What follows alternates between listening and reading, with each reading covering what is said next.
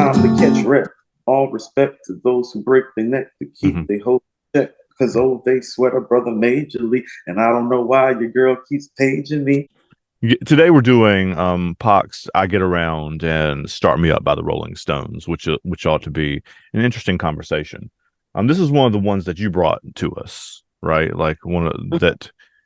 Actually, I think the first time I saw it was in your interview in Voyage ATL, right? Like that's the one that you mentioned in there, or is one that you mentioned in there. Correct. So Correct. I thought, you know what, that sounds like a good one. Let's do that then. Yeah, I mean, um, you know, star quality is high. Hmm. This one. It's funny, Mike and I were having a conversation on according to hip hop. Um, and we were talking about Death Row's catalog versus Aftermath's catalog. We're Hmm. actually going to put little verses on it soon. I'm picking Death Row, but I submitted something to Mike where I told him, I said, "You understand, I could just beat you with Tupac if Death Row had his entire catalog." Yeah. Beat you with Tupac. I was like, I could beat you with 25 Tupac songs. And I Get Around would be one of those songs that I would choose. This song, along with um, Keep Your Head Up, Hmm. being on the same album, his second album, it it so accurately portrays and encompasses all the things that he is. He's a man with a dual mind and dual qualities. And I Get Around, and this is what's funny about it. It's like, well, I Get Around isn't as big as Keep Your Head Up, No. I but it's wrote my just, first note on here was I don't think I'm embarrassed to say this out loud on a public forum, but I don't think I'd heard this song before I heard it yesterday, which I was oh, surprised. Like I'd heard the name of it before, but I was listening to it. I was like, I don't think I've heard this before, but it's amazing. it's not as good as Keep Your Head Up, No, it's not. And it certainly didn't cross over in the same kind of way for sure. but I also find Keep Your Head Up to be one of the better hip hop records I've ever Right. heard. So you were talking like a top one. Yeah. Yeah, that's a top 50 rap song. Hmm. I Get Around might not be, but it's a great record, and I Get Around is actually the first single. And so this is what I Hmm. mean. It's not as good as Keep Your Head Up, but it's just as important. Okay. But So it's like the other side of that personality or whatever, right? Is what you were and right. saying? And he's giving you actually before he gives you the depth, because Keep Your Head Up is the next single. Hmm. He gives you the playboy side of him. He gives you the Hmm. loving side of him, the easygoing, easy to sell side of him. Pac Yep. is kind of understated. He wasn't known as the most astute businessman in terms of contractual obligations, Hmm. but he understood how to accrue fans better than anybody else. Okay. And this record is synonymous with that. And quite frankly, you can just tell that he's a better rapper than he was on the first album. Hmm. Yeah. And so if you haven't heard him, in a year or two since Tupacalypse Now came out, Hmm. and you actually just hear his delivery Yeah. and his voice, Even I can hear the difference in the delivery. Like, yes, this is the Tupac that we know. The first time that we really, really hear him be great, great, this is the record. Like mhm. Brenda Got a Baby. I always tell people this Brenda's Got a Baby is definitely about the content. Right. It's shades of his brilliance. It's like, oh, you can tell that Pac is brilliant as a thinker, as a writer, Hmm. as a black man. Hmm. But as an MC, just above average. You know what I'm Okay. saying?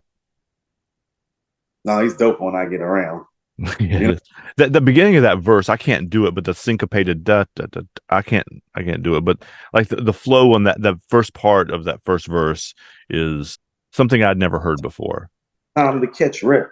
All respect to those who break their neck to Hmm. keep their hope check. Cause Yeah. oh, they sweat a brother majorly, and I don't know why your girl keeps paging me. It's She so tells good. me, So no, good. that's what I mean. Okay, so let's get it twisted. Don't get it twisted.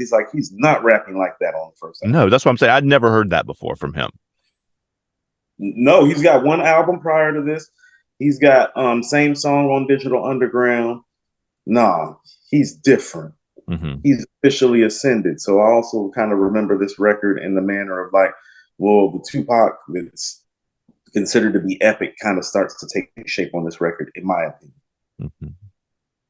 So, um, And with Start Me Up, it has similar qualities in the sense that it's like not their breakthrough, Right. but it just has a feel and not their best song No. by any either. But much like I Get Around, well, it just feels good, Hmm.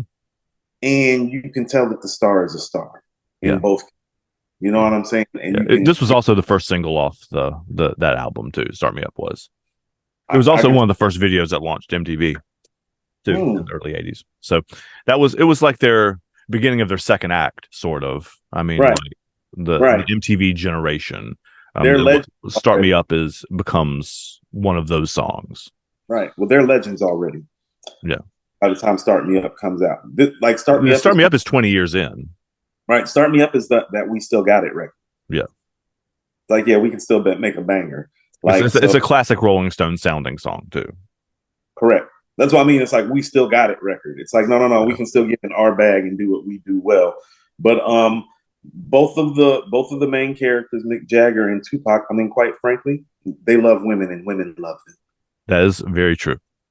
Very true. Which is And one of so, the themes of these songs too. Yeah. well, I mean, this is what I'm saying. When you're Tupac and when you're Mick Jagger, well, it's hard for you not to talk about women, Hmm. Andrew.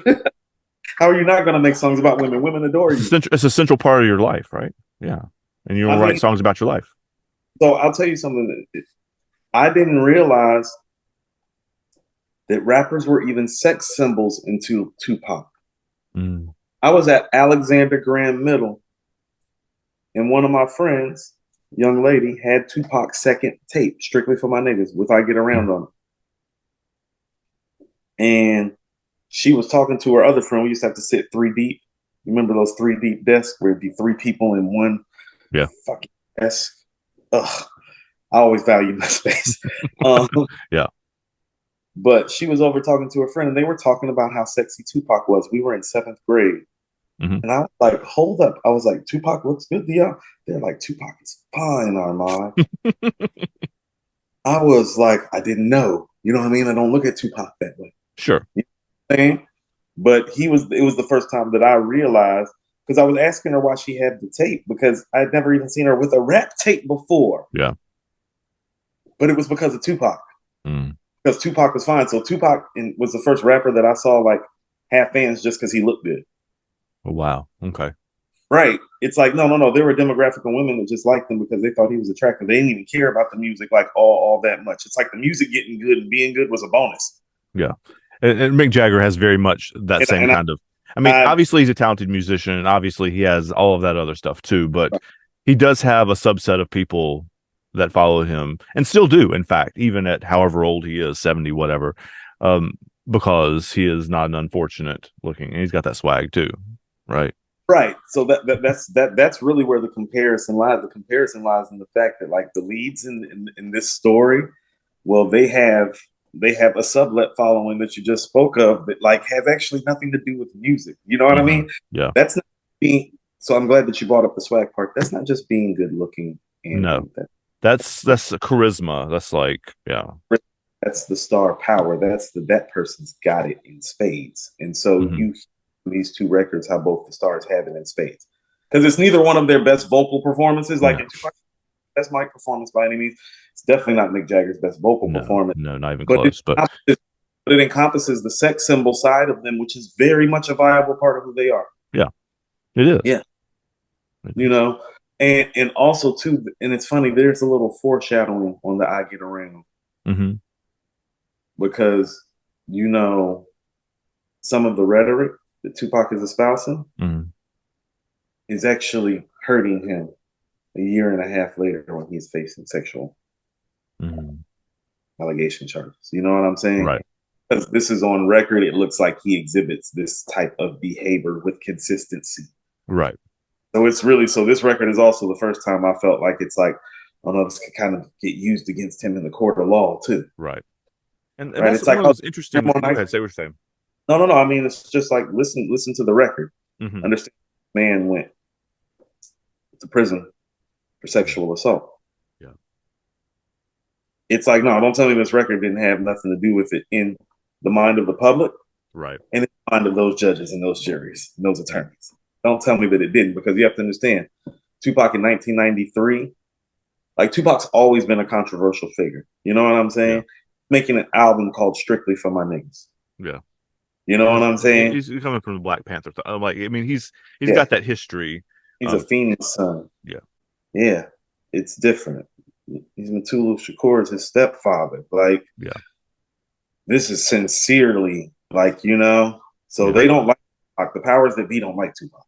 You know what I'm saying? So yeah. anything can be used against Tupac has been used against Tupac by the powers that be. And this record is one of those things too, you know? And so that's the part of the record where it's like, well, even in your playful nature as a black man, you have to be careful in this nation depending on who you are. Very, very serious when I say that. It's like, this is a joyful kind of like fun record. And people, I think people forget Tupac died when he was 25. Right. So Tupac probably wrote this record when he was about 21, Yeah. maybe. It probably got released when he was about 22. So he's probably 21 years old when he wrote this record. That's how 21-year-old males talk. I don't I care. was just gonna say, like, 21. I don't care that if you're seems black. fairly typical for I don't somebody care to. if you're black. I don't care if you're black. I don't care if you're white, Indonesian, Israeli, Palestinian, Hmm. Ethiopian, Filipino, Japanese, Sudanese, Swedish, Yiddish. Could be a Quaker. 21, Still got those feelings. got that urge. Hmm. Yeah. And so that's how I'd like this record to be remembered. I think people forget how young he was when he made a lot of this music. It's like, no, at 21 years old, he was very much, a very sexually active and virile young man, but he also was somebody with the depth of consciousness too. At Hmm. 20, 22 years old, that has been rarely seen in music, Yeah. let alone pop. Yeah. It's really, and I think you have said now, you've helped me understand. I mean, I've listened to Tupac for a long time and not been very deep in his catalog, but that is one of the first moments I've been like, oh, I really understand why he became who he was. And it comes back to what you said to start with too, that he had both of these things together, the virile young man, the shit talker, whatever, and Mhm. the conscious, super smart, super literate, super great writer. He had both of those. And it's really, really difficult to have both of those in the same person. A lot of rappers have that duality, Hmm. but the ability to execute. And listen Right. to what I'm That's what saying. I mean. Yeah. He could execute it in single format, not album format, Hmm. show you both sides and do singles about it. Like, I'll give you an example, like, because he never stopped doing it. The first single on the following album, Me Against the World, is called Temptations. Hmm. And then Dear Mama drops. Because he essentially talks about the temptations of the rap game and what comes with dealing with the women and the money and the fame on the first single. Right. Then on the second single, he touches your heart about his mama. Yeah. And goes to So Many Tears after that. On All Eyes on Me, it's like, well, you got California Love and you got Two of America's Most Wanted, but then you got I Ain't Mad at You. Hmm. You know what I'm saying? It's like, no, he can execute this in single format. It's like, nah, that's almost impossible to do. I'll give you an example of how impossible it is to do. Biggie couldn't do it. Like, Biggie singles Biggie had like one or the other, really, are is what. clearly singles. Like, Pac can drop the deep stuff and the street stuff, and it still be a great single. Biggie street stuff is street stuff. It's B-side stuff. It's not single. Like, Who Mhm. Shot You is not a single. No, no. Uh, Crack Commandments is not a single. It's brilliant. Yeah, it's a great song, but Not Niggas Bleed. mhm. Uh, Last Days with the Locks. Unbelievable, produced by Preem. Everyday Struggle. No, these records are brilliant. They're not singles. Yeah, Pop can make a record like Everyday Struggle that's on Ready to Die and make it a single. yeah. Oh, okay, I see what you're saying. Yeah, Right. He can make it in single format. It's like, that ain't an album record. We need to release that song. That's what type of writer he is. hmm, So, it's one of the tougher pulls. And I think sometimes people understate, Tupac was a big Prince fan, much like myself. He actually does a Prince shout out on this record. does he? I didn't catch that one. You ask why it don't matter. My pockets got fatter. Now everybody's looking for the ladder. The Ladder's the last song on Around the World in a Day, the album after Purple Rain. Okay. And he talks about how everybody's searching for the ladder on the song. So that's actually Pac doing a Prince shout out on the record too. That's what I mean. He's brilliant as a writer. He's actually referenced Prince a few times on record that people haven't noticed. He's great as a writer. That's awesome. Yeah. So that moment is actually him referencing Prince. Mm. Yeah, you should listen to The Ladder off Around the World today. It's a great song. It's one of Prince's probably the most unheralded songs. Okay. I think Around the World in a Day just doesn't get its proper due. Just quick sidebar.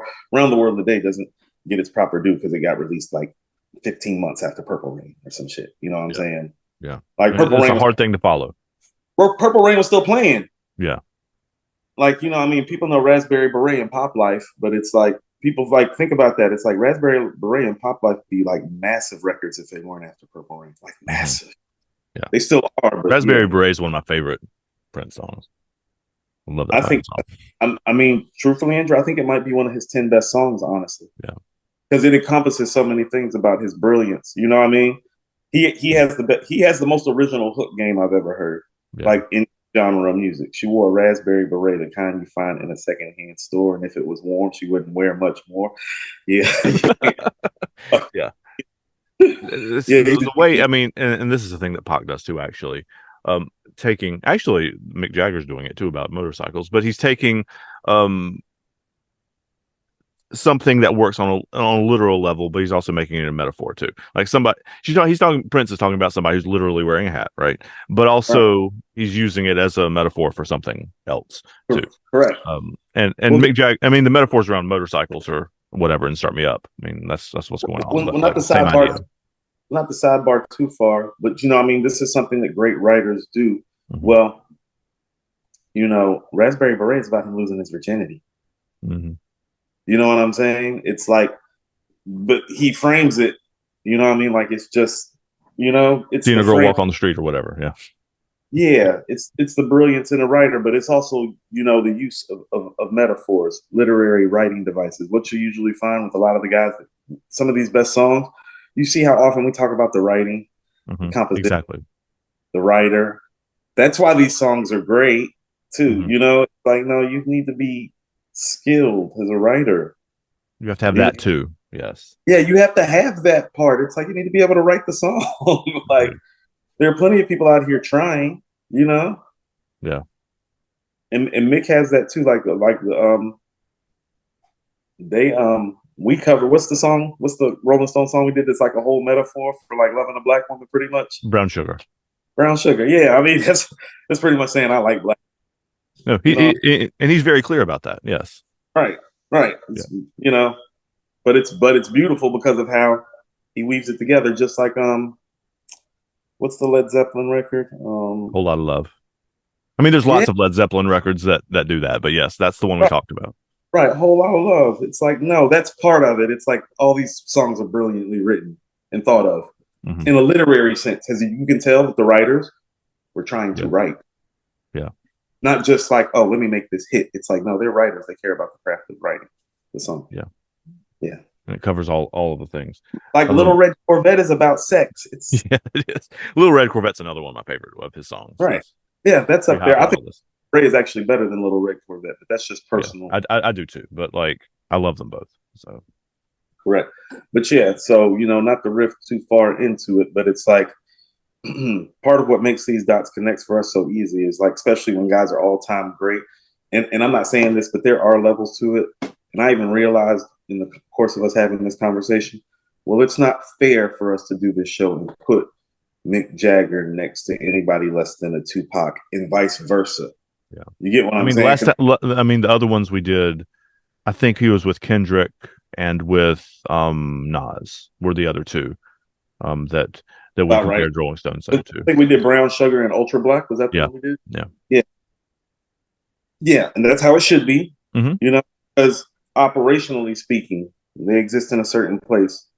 Not just as stars and charisma, but actual quality of records, depth, the actual literary devices that come with writing. You know, like these guys be using subject, verbs, and predicates too, Yeah. Andrew. Yep. Yep. And they have very deep catalogs too. Like like you could make I mean, I know Start Me Up is one of the most famous Rolling Stone songs because of the opening riff to it. The dun dun dun dun dun dun, right. I mean, even if you've never like wouldn't recognize it from the name of the song, I can't imagine that anybody listening to this wouldn't recognize it from the name of the song. But because it's everywhere in culture, it's not just it's like you were talking about Imagine and whatever. It's a song that you can't escape. It's in commercials, it's in movies, it's in everywhere. But you Oh, hear that first like dun dun dun guitar riff and you're like, oh yeah, okay. well, I'll tell you what. You know, you and I often talk on here about. Um, I mean, just to remind people, it's like, well, this nation is still mostly white, like over 65%. And Mhm. so when I'm talking about the mainstream culture, I'm essentially saying, well, Yeah. white people. And Start Me Up is one of these songs that has been indoctrinated into Yep. culture. And you and I often have conversations, and I tell you, it's like, well, I don't know if that deserves to be indoctrinated into the culture. I don't feel that way about Start Me Up. No. Start Me Up deserves to be indoctrinated into the culture because, like, it doesn't pose any institutional or systemic racist problems. No. For No. one, like foremost, it doesn't have any connotation to it that speaks to the biggest problem this world has ever faced. You know what I'm saying? Yeah. So then you can slide that to the side and then just understand this record's fucking dope. It That is. gets It is. It's one I wrote down. This probably has the simplest lyric of any song we've done in the entire thing, but like um, it's fire. it makes sense. It just you hear it, it's like, no, that shit's dope. Cut that up. You know what I Yeah. mean? It's one Hmm. of those records. It's like everybody you don't go to a record like this because you're looking to find you know this we not breaking down I gave you power by now. Right. You We know what will I'm do saying? that sometime, but this is Right, not we that's will. not this one. We will. This is more like, damn, that shit feels good when it comes on. Play Hmm. that shit. Yeah. It has some of the qualities that nothing but a G thing has. Yeah, exactly. Yeah. It has those type of qualities. It's like, man, Dre and Snoop ain't saying Just that feels stuff good. thing. Play that shit every day and you'll never get tired of it though. Yeah. Start Me Up, same thing. Yeah. Hmm. Yeah. Um I want to circle back around to the I wrote down white privilege as you were talking earlier because I mean there are lots of famous bands, Rolling Stones being one of them, who have written probably hundreds of songs that are um, equally, I don't want to call I Get Around crass necessarily, but have are sexually explicit in that kind of way. Um, Mhm. the Stones have, Zeppelin has, I mean, a lot of really huge bands. The Beatles are, more elusive, but I mean, later Lennon stuff does too. Um, and they are able to get, and you would never ever think, or they would never ever think that they would get in trouble or have that used against them in the court of law because of something that they wrote in those songs. Like, and they have that. I mean, I know they're most of the people I just named are British, but still, um, I get what you're saying though. but I like, understand yeah, what you're saying. yeah, Well, here's the troubling part about I Get Around, is when he hmm, goes. I mean, actually, we just need to go through the third verse yeah, because the third verse is where he gets demonized. okay, Keep in mind, this is a 21-year-old. You right, know what I mean? hmm, Fingertips on the hips as I dip. Gotta get a tight grip, don't slip. Loose lips. Listen to what he says.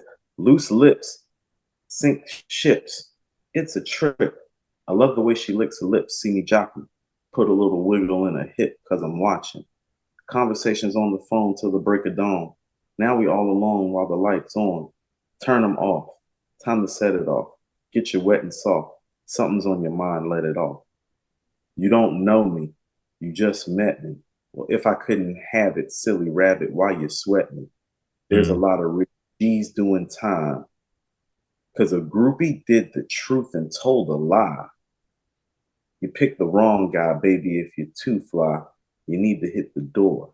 Search for a new guy because I only got one night in town. Brick out a beat clown, baby doll, and you damn. I get around. That's where he gets demonized for having those thoughts as a 21-year-old male who is literally being idolized by black women everywhere he goes. Yeah. It doesn't, I mean, the end of it, like in our in 2023 world, I can hear the issues there. But like, um, yeah, but 30. like And I this don't literally what he know, talked man. about happening happens to him a year later. Hmm.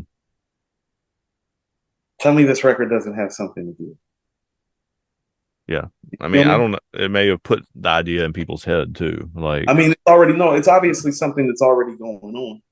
You know what I'm saying? Because right. he's to it. So he knows that there are women out here who are saying that stuff, you know, Hmm. and then to him a year later. And so I've always said this about Tupac, and I've always said this about Biggie too. You go look at their life and the things that happened to them, there's power in your words. They claimed a lot of the things that happened to them. Yeah. Both of them. I mean, I'll tell you what, I don't listen to Pac and Big a lot. I listen to more Pac than I do Big because, quite frankly, they talk about death a lot. Yeah. They talk about the ills of things that happen a lot. So powerful is Tupac that he literally did manifest his own existence and demise in a lot of ways. Yeah. So it's like you also have to be careful about what you say, like on record. You know what I mean? Because if you really go look at his life, the words mirror the life. It's not an accident. It's not a coincidence. Yeah. Like what he said on record in 1993 happened to him in 1994. Yeah. Power in the word. It's a lot of real G's doing time because a groupie did the truth and told a lie. Now, not being funny, I don't know a black woman around 1992 to 1995 that wouldn't have slept with Tupac living Andrew. I just don't know that woman. Straight up. I don't know that woman. Okay. He was literally as idolized, like, he was literally as idolized, like, sexually as I've seen any black men be idolized by black women. I can't speak to other classes of women, but for black women, it's like, yeah, around that time, Tupac. Because he was rough, but he was intelligent. Like women like a guy who's strong and intelligent. He's both of those things. Yeah. They like somebody who's fun but deep. Well, he's both of those things. Oh, he's really good looking too. He's in great shape. Yeah. Yeah. Six, yeah, tattoos, bullet wounds, gold chains. No, women love him. Yeah, What you're also saying too is that he touches a lot of the stereotypes of the black man in America too. I don't think that I've seen a black man in my time that encompasses the good and the bad about Mhm. us as black men and the hip hop community and our community the way Tupac does. It's more positive than negative, but Yeah. he was always forthright and honest about who he was and was not. Like he used to say he had an interview where he said he's like I don't know how to change things. He was like, but I know, pretty much that the shit is messed up and that the things that I may say may activate the mind frame of the person who can change things. So he That knew makes. that he was an agent for change, you Hmm. know. But he was also, he also loved women. He also Yeah. liked jewelry and cars. That's what I mean. It's just like, no, there's the side of him. How about this? This is what I mean. The good and the bad. Well, let's get to the bad part. It's like, well, he would take a house or a car or some jewelry from Suge instead of taking millions of dollars. Pac needs some money. It's like give Pac $50,000 and go buy him a new Benz. You know what I mean? Yeah. That's the bad part of us sometimes as black men that come from impoverished circumstances. You know what I'm saying? Okay. So his business affairs weren't all the way together. You know what I mean? Like sometimes Right. young who don't have formal business degrees and education tend to be and don't have anybody to really teach them. Like he grew up in a Black Panther party. Financial literacy wasn't part of the conversation. Like most people, like even I didn't pay attention to financial literacy really when I was 18, like or 19, like, and very, very few people do. So, When I was at UNCG my sophomore year, so I'm 19. mhm. Probably wasn't even 19. I was probably still 18, about to be 19. It was in the summertime.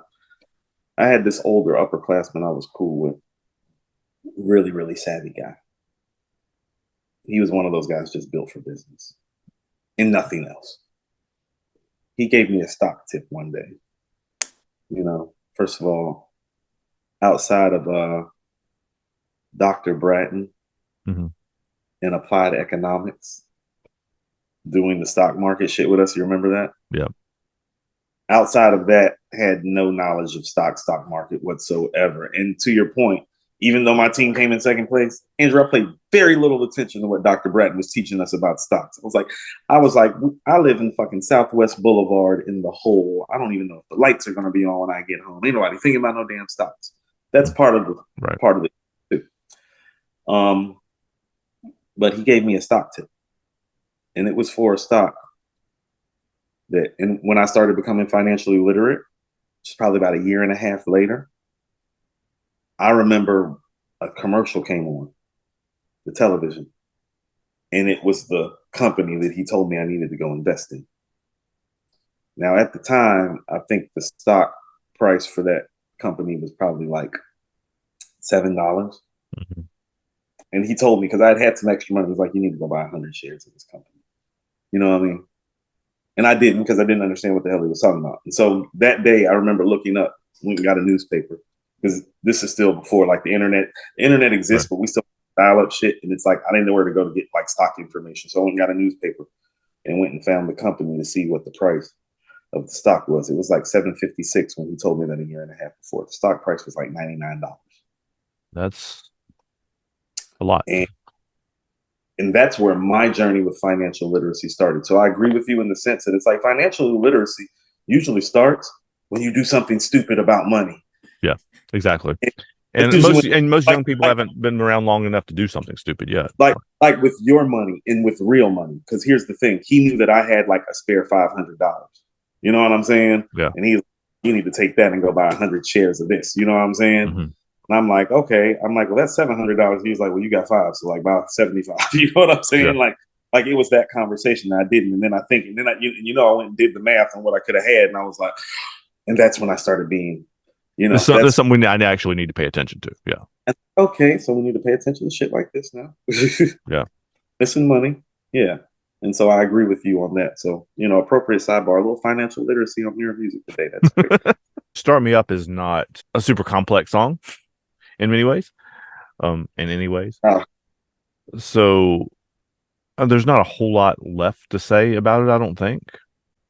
I mean, I think the simple, stupid conversation needs to be had because this is prime, it's prime example of it, Mhm. but in a good way. Yeah. I always when I don't know how other people take simple, stupid. I mean, when I say simple, stupid, I mean simple, stupid in a positive way. Right. Like Like I know simple, that, but I've had a lot of people on YouTube argue with me about it. right? No, no, no. Simple, stupid to me works. Hmm. And this is like, what is this? This is a two chord. Hmm. I mean, eventually, I mean, the main riff is, yeah. But the intro, right, But is yes, two, da, da, da. Yeah, sure. and then it goes into three when, right, Right. And then you make right, a grown man cry part. Yeah, sure. right. Yeah. It's not complicated, right? No, it's, but nobody's ever done it before either. Well, see, that's the thing about it that I think, and you'll understand this as somebody that's wordy like me. Well, sometimes you can just outthink yourself out of shit, Yep. Oh, yeah. Yeah. and I think you and I are both notorious for that too. And sometimes, and we probably learned this more as we've, gotten a little bit wiser. Well, sometimes you just don't need to try so hard for it to be great. Yeah. You know? Yeah. I read actually an article because I was doing a little research about this because I mean, I know the song obviously, but I didn't know much about the history of it. It was actually an outtake from a few albums before like late 70s. Tattoo You, this record's 1981. The story of the album, I think, as I remember having excuse me, as I remember having read it, is that they pulled a bunch of songs like, I mean, when they're in the studio through the 70s or whatever, you record 50 or 60 songs per album and then you cut it down to the ones that are the best ones. And this is one of the ones that kind of got didn't it wasn't a bad song, it just didn't really fit with the records in the late 70s. That's Miss You and Angie and all those kind of songs. So they pulled it back out and reworked it a little bit. And I think they said it was called Never Let You Go or Never. No, it's Never Stop because he says Never Stop in the song too. The song was called Never Stop then, and he changed it. I think the original "Start Me Up" when you start me up was something about like you can never stop or whatever like that. So Mick changed it in to this, and the part of the recording of it when they re-recorded it in the early '80s was that the I forget what the guy's name is, the producer, the guy who was like running the board and stuff like that, said Mick was actually like dancing around doing his Mick thing, not just like standing at the mic and like doing the thing and singing the song, but it was actually like peacocking around the studio, and you can hear that in the song, like that it has that vibe to it. Yeah, like how about this? You hear some records and you're like, man, they had a fun night when they made this record. Yeah, This is one of those records. That's what I mean. Is it's like the simple, stupid works. It's like, no, this is just a bunch of. Well, they weren't young guys by then. They were about our age by then. yeah, they're 40 about, give or take. They're about 40, right? Yeah. When they made this record, but it was probably, they probably like, broke open a bottle of gin, cracked open a couple beers, rolled a couple joints. You know what I'm saying? And called some girls. You know what I'm Mhm. saying? Probably had a few other substances bought in. I You would know, imagine with them several few other substances. Yeah. right, right. I mean, I'm trying to be nice about the substances. Yeah. But we're talking about Mick and Keith, like, and a Right. band that had a guy OD and die in like 60s. Like, we're not talking about like Angel people No, here. I mean, I'm not saying there's a kilo sitting there. It's probably like a quarter, though. Yeah. I mean, these are Studio 54 guys, right? I mean, they're not. Correct. Yeah. Part of the guys who made it famous. Yeah. Right. Mm-hmm. So this sounds like a good time. You know what I Yeah. mean? To go back to Tupac, I feel that way about um, what's that record? America's Most Wanted with Snoop. When I hear that record, I'm like, oh no, they had a fun night in the studio. It's like Mm-hmm. whatever night they were in the studio together. Yeah, that was a fun night. I Yeah. feel that. Yeah, it feels that way. And it Yeah, comes through the speakers that way. comes yeah through the speaker. Yeah. Well, I was about to say, we can end it right here. You know what I'm saying? Where is Mick Jagger to you in relationship to a Paul McCartney or a John Lennon? As a songwriter or as a musician, or because it's different. We'll flesh it out because these are Okay. names that Black culture are familiar with. Okay.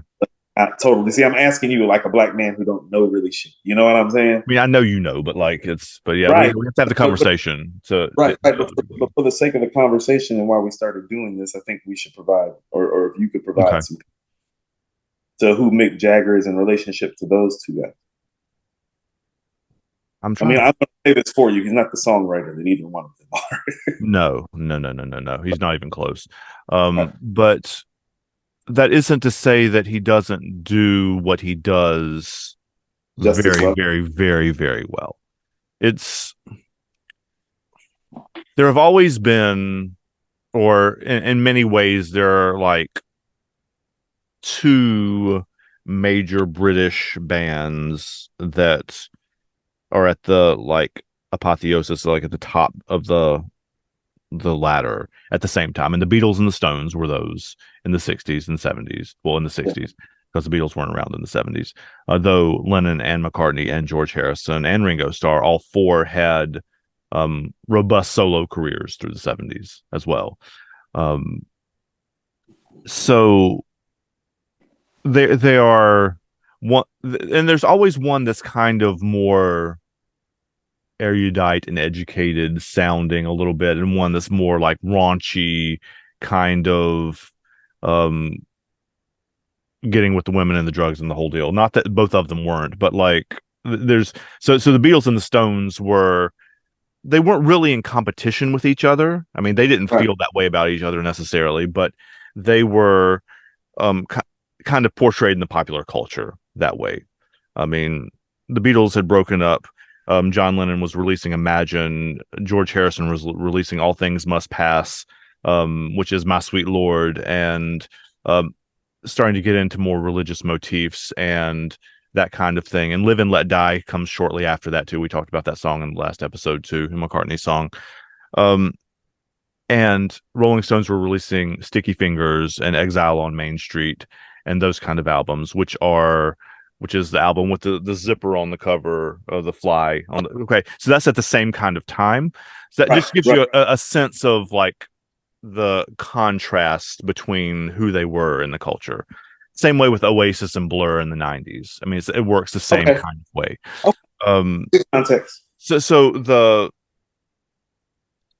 your question is, where is Mick Jagger in relation to Paul McCartney and John Lennon as songwriters and as I think he's every bit the personality, like every bit the celebrity, every bit the and he was, I may be wrong about this, but my view is that he enjoyed and enjoys present tense being a celebrity more than Lennon and McCartney do. Like he is into the partying and into that scene, and like he it's not some, I mean, there are people who like accept that it's part of the job and deal with it, and there are people who genuinely like enjoy it, right?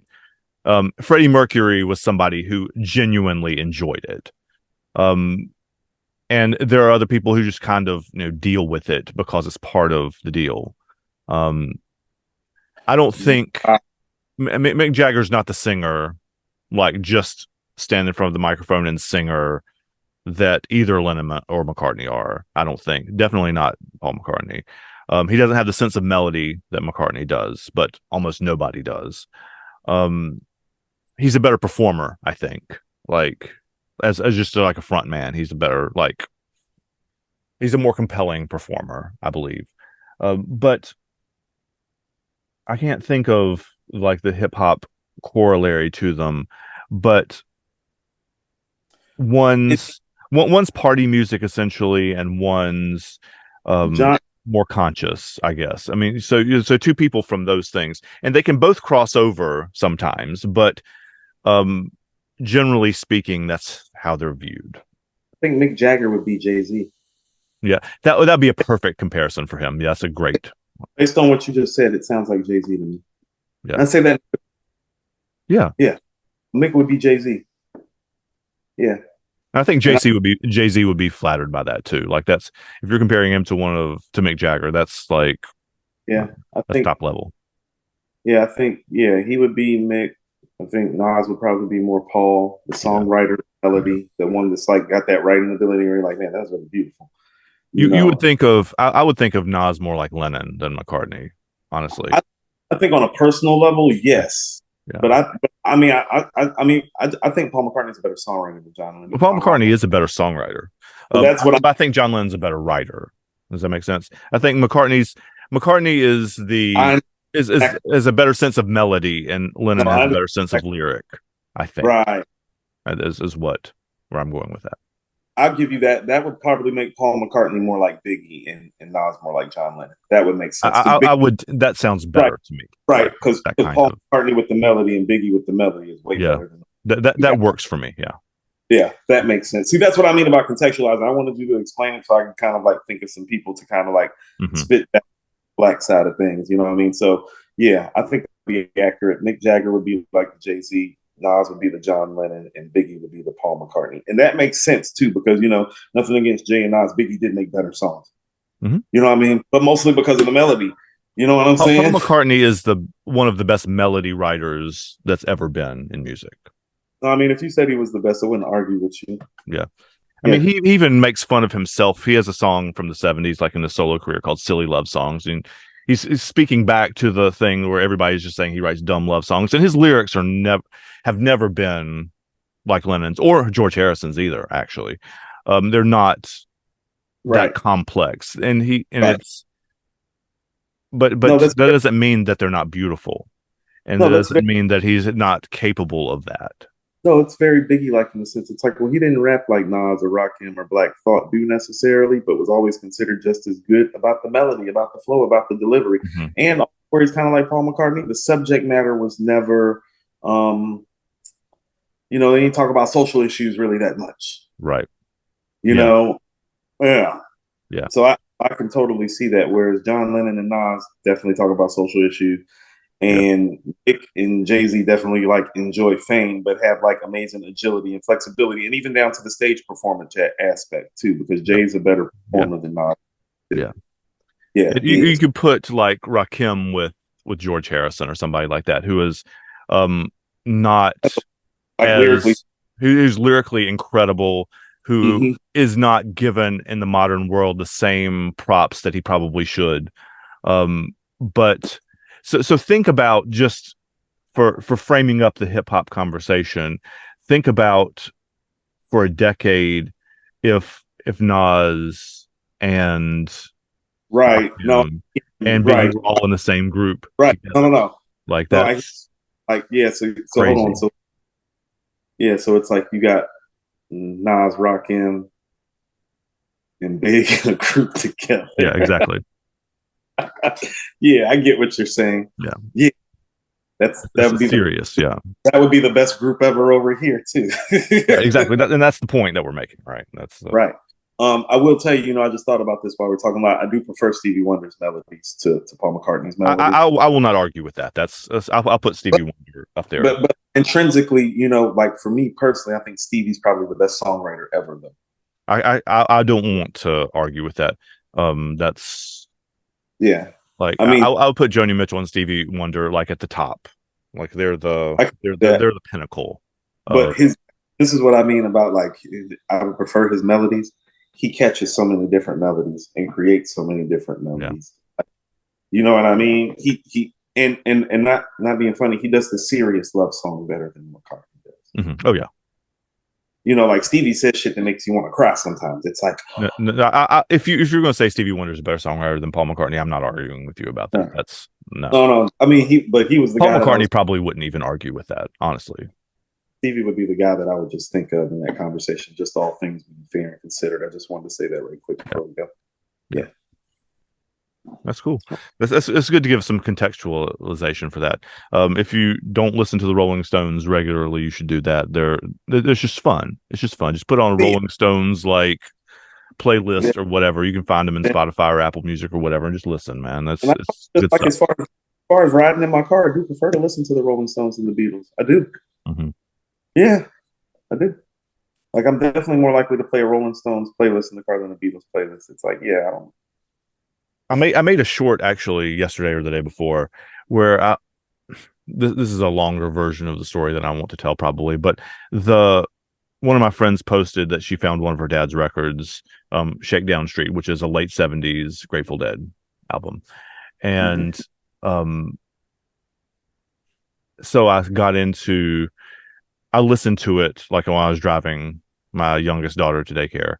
And it struck me how much it was like a Rolling Stones album, like of the same general era. I mean, there are differences. I mean, the guitar's cleaner sounding than the Stones, and there are a couple other differences too. But like, it struck me how, like again, I've never really gotten into the Grateful Dead at all, but like, it struck me how similar, how much crossover there was, and how much they probably pulled from each other too. So Iron is iron. yeah, exactly.